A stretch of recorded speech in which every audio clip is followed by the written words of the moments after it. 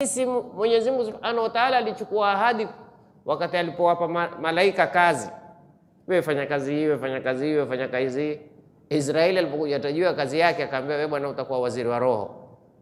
Sema Mungu sio atanichukia, kila mmoja atakuwa akinilani. Akamwambia hakuna atakayekutaja, hakuna. Ushawasikia mtu akumwambia fulani amekufa, akamwambia Israeli afanya kazi yake, anakuambia alikuwa na nini? Kwani mtu ufa akiwa na nini? Lakini Mungu akamwambia mimi nakuchukulia ahadi, hutotajwa wewe, itatajwa sababu.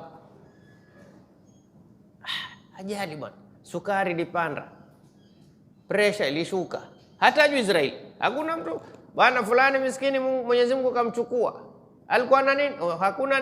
Hakuna anayezungumza akasema fulani amefariki. Bwana umesikia habari Sheikh Izzuddin kafariki? Asema Israeli akishafanya kazi yake. Hatumtaji Israeli.